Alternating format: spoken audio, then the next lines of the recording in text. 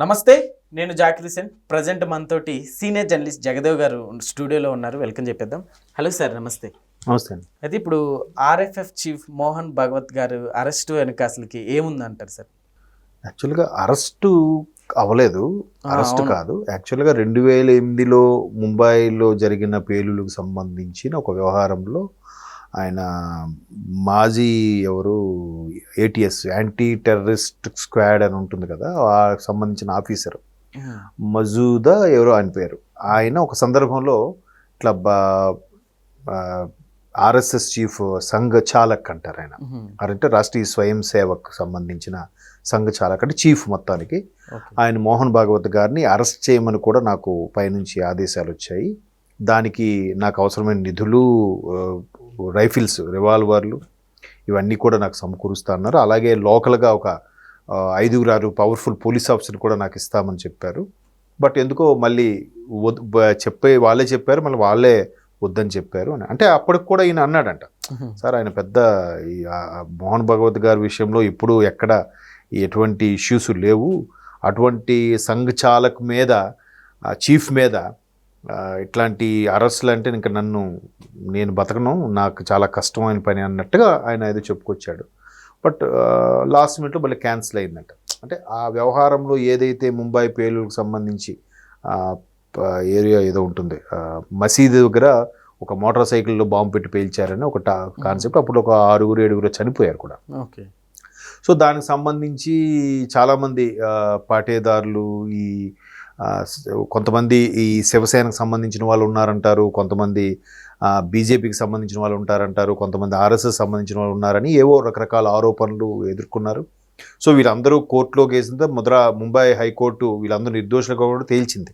అక్కడ బాంబు పేలడానికి వీళ్ళకి సంబంధం ఏంటి, ఇది కేవలం ఒక వ్యక్తి మీద వచ్చిన ఆరోపణలకు సంబంధించింది అన్నట్టుగా కూడా కొన్ని ప్రూఫ్స్ జరిగాయి. అయితే దీని మీద ఈయన మీదకి ఎందుకు, ఈ మజూదాకి ఎందుకు ఇది వచ్చిందంటే, ఈ యాంటీ టెర్రరిస్ట్ స్క్వాడ్గా ఉన్న కూడా మీరు జనరలైజ్ చేసి అందరికీ ఒకేలాగా ఎంక్వైరీ చేయాలి, కానీ ఒక్కొక్కరికి ఒక్కొక్కలా చేయడం ఎంతవరకు కరెక్టు, మీరు సరిగ్గా చేయలేదనే ఈయన ఆరోపణలు ఎదుర్కొన్న నేపథ్యంలో ఈయన ఇప్పుడు అందులో రిటైర్ బయటకు వచ్చారు సంథింగ్. ఇప్పుడు ఆ ఆరోపణలకి సమాధానంగా ఈయన ఒక ఎక్స్ప్లెనేషన్ ఇచ్చాడు. నాకున్న ఇన్ఫర్మేషన్ ఏంటంటే ఆయన కేవలం అరెస్ట్ చేయమని వచ్చింది. ఆయనతో పాటు ఎవరు పాటేదార్ అని, సుధాకర్ అని, మహల్సాపతి అనేది పేరు ఉంటుంది, ఆయన ఒకడు, ఏవో రకరకాల పేర్లు మనకు డిఫరెంట్గా ఉంటాయి, మహారాష్ట్ర మరాఠా పేర్లు. సో ఒక 6-7 వాళ్ళు అరెస్ట్ అయ్యారు. మళ్ళీ కోర్టులో నుంచి నిర్దోషిగా కూడా బయటకు వచ్చారు. నిర్దోషిగా అంటే కేసు మాఫీ అయిపోయినట్టే కదా. సో బట్ ఇప్పుడు ఎందుకు ఆ వ్యవహారం పైకి వచ్చిందంటే, ఇప్పుడు రకరకాలుగా సోషల్ మీడియా వేదికగా కొన్ని రకాల వాస్తవాలు వెలుగు చూస్తున్నాయి. ఇప్పుడు ఇది ఆపరేషన్ సింధూరు జరిగిన నేపథ్యంలో ఆ పాకిస్తాన్ వాళ్ళకు కూడా సపోర్టుగా చేసి మన దగ్గర సోషల్ మీడియాలో కొన్ని రకాల చెలోక్తులు, వెటకారంగా స్టోరీలు రాసే వాళ్ళు కూడా ఉన్నారు, మహానుభావులు చాలా, ఇండియాలో ఉంటూ పాకిస్తాన్కి జై కొట్టేవాళ్ళు. సో అటువంటివి జరుగుతున్న నేపథ్యంలో కొంతమంది ఇట్లాంటి ఎలిగేషన్స్ మెల్లమెల్లగా పైకి తీసుకొస్తున్నారు.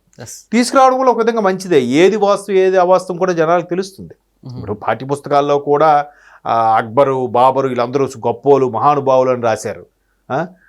దిన్-ఈ ఇలాహి అనే ఒక పెద్ద మంచి మతం పెట్టాడు అక్బరు, ప్రజలందరినీ సమానంగా చూసుకున్నాడని ఏవో చెప్పారు. తీరా చూస్తే జిజియా పన్ను కోసం వాళ్ళు ఇవ్వట్లేదు, మీరు కావాలంటే ఈ మతంలోకి రండి, మీకు కొంచెం తక్కువ పన్ను విధిస్తామన్నట్టుగా ఫిట్టింగ్ పెట్టారు.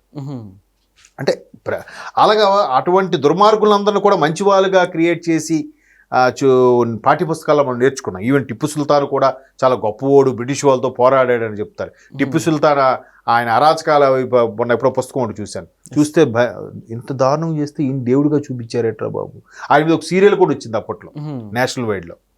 సో ఇట్లా చాలా నందిని పందిగాను, పందిని నందిగాను కూడా చేసి చూపించారు. సో ఇటువంటి నేపథ్యంలో ఇప్పుడు సోషల్ మీడియా వేదికగా కొన్ని వాస్తవాలు బయటకు వస్తున్నాయి, అవాస్తవాలు కూడా బయటకు వస్తున్నాయి. మనం ఏది కరెక్ట్గా చెప్పలేం. కాకపోతే ఇక్కడ మోహన్ భాగవత్ గారికి మీద ఒక ఎలిగేషన్గా మెల్లగా రుద్దడం స్టార్ట్ చేస్తే, ఆర్ఎస్ఎస్లోనే ఆర్ఎస్ఎస్ చీఫ్గా ఉన్నవారు ఎంత తెర వెనక ఇన్ని నడిపిస్తున్నారా అని ఒక బ్యాడ్ ఆయనకి ఆపాదించవచ్చు కదా.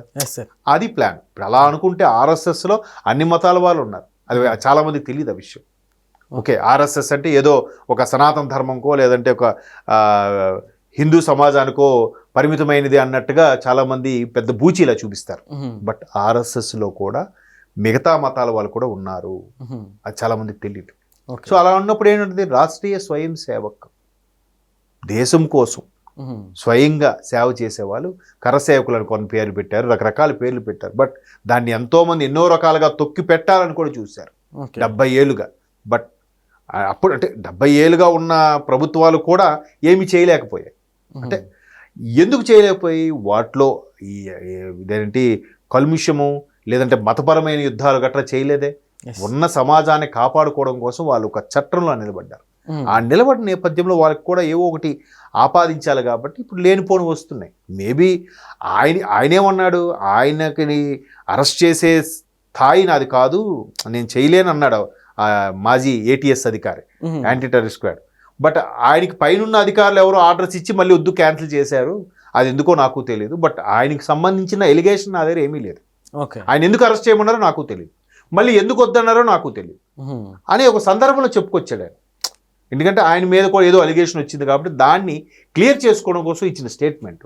దీన్ని రకరకాలుగా చాలామంది సోషల్ మీడియా వేదికగా చాలామంది ఎవరికి నచ్చినట్టు వాళ్ళు యూటర్న్ తీసుకోవచ్చు, ఎవరికి నచ్చినట్టు వాళ్ళు ఫేవర్గా రాసేసుకోవచ్చు. బట్ మోహన్ భగవత్ గారిది చాలా అరుదుగా అప్పుడప్పుడు ఆయన ఏదైనా మాట్లాడితే ఒక స్పీచ్గా వస్తుందేమో తప్ప ఆయన లాంటి ఎప్పుడు కూడా మీరు చూడండి, ఆయన అంటే సంఘచాలకగా ఉన్న ఎవరి విషయంలో కూడా ఎట్లాంటి విషయాలు బయటికి ఎప్పుడు రావు. వాళ్ళ మీద అలిగేషన్ ఉంది, ఎలిగేషన్ ఉంది కూడా ఎప్పుడు ఉండదు. వాళ్ళు ఎప్పుడు పేరు కోసమో లేదంటే పరపతి కోసమో పదవి కోసమో పాకులాట ఉండదు.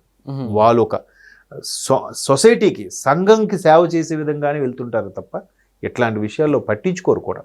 ఓకే, అది మళ్ళీ ఇప్పుడు ఏదో ఎలిగేషన్లో తీసుకొస్తాం కానీ అంతకుమించి ఏమీ ఉండదు అక్కడ. Okay okay sir.